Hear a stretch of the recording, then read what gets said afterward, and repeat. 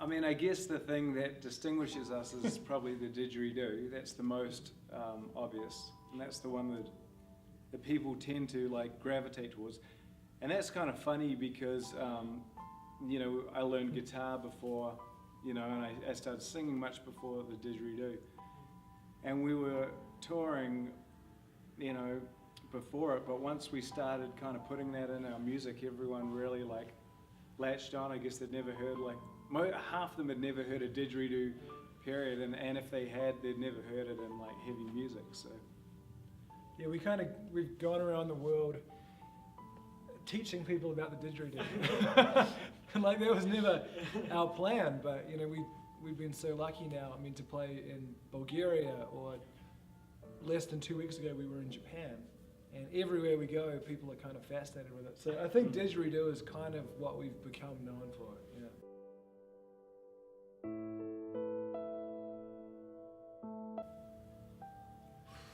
It's a good question. Thank you. I don't know. That's a tough one.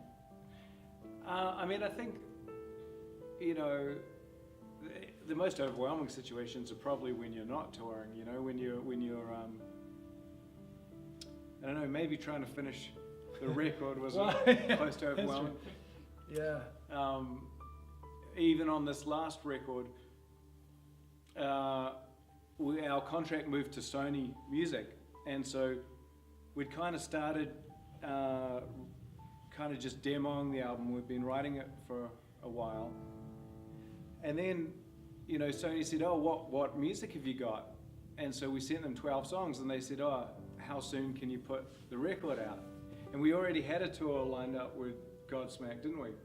Yeah. So we were like, we produced the record ourselves, so we were like rushing to finish the record, you know, and start this tour. And I think we ended up in Canada.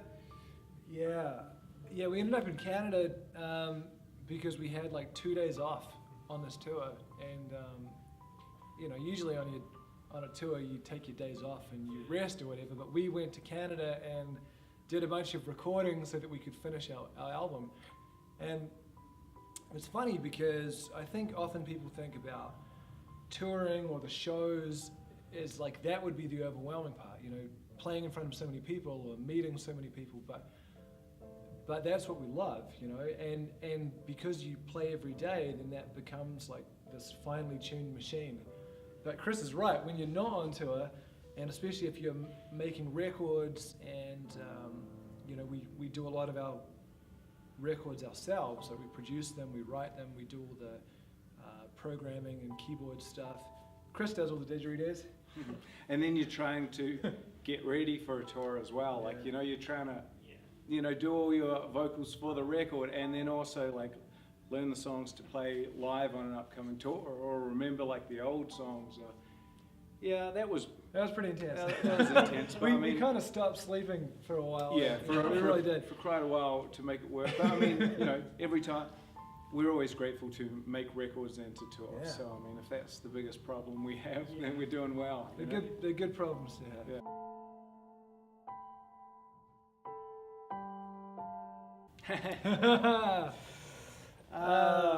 That's a good question. Thank you. I like the way it's also like, I thought you were going to say the best and worst part of being in a band, but now it's about like, so now it's very specific to us. Yeah.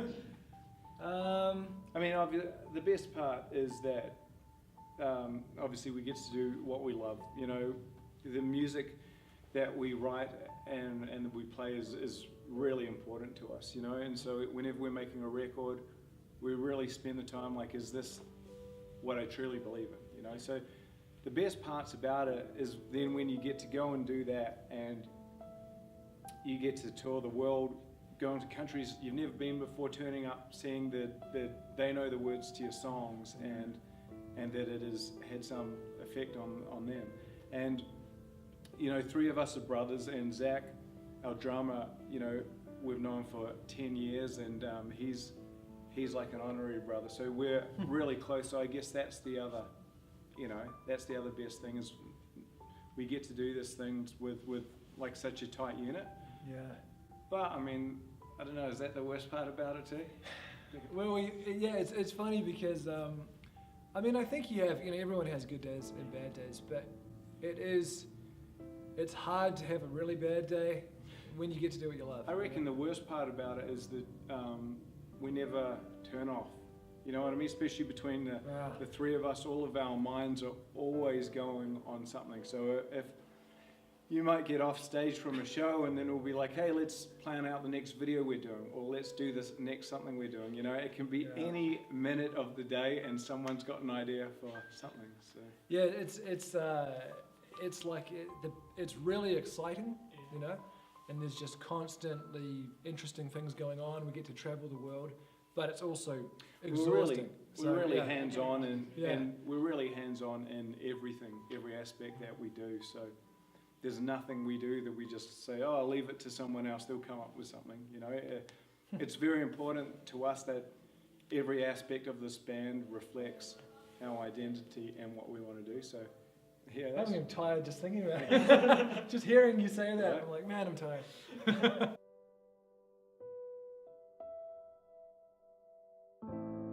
That I'd like them not to know, and now What I'm going to an say it in an unusual interview. question. That's the purpose. That would make me an idiot, Yeah. you know what I mean? My bank account number? I'm getting this answer a lot, Right? I mean, I think these days, you know, like fans can find out anything Yeah, I they mean, want. we have a, you know, because of social media, then you can really get to know your fans on a level beyond, you know, what you used to be able to do. So we actually know a lot of our fans personally, you know, and they know us personally. So for us, I mean, it's hard to explain because we're not really concerned with trying to hide behind the wall, you know, putting up a wall between us and our fans. So in terms of what you don't want people to know, Maybe your home address. I don't yeah, know. your home address. So something for, like, you know, security reasons, Sure. Yeah. more than trying to hide things from Yeah. people. But even that, you know, I mean, the world's such a small place these days. You run into one person in the supermarket, and they might post it online, and then anyone who wants to would know that you're at that supermarket. So we're very fortunate that our fans are really nice people, you know.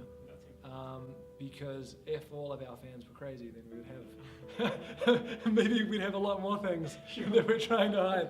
But no, I mean, it's amazing, man. It really is. And these days you can really develop a relationship with people and with a lot of people. So That's it's quite one of the fun things about being in a band, actually.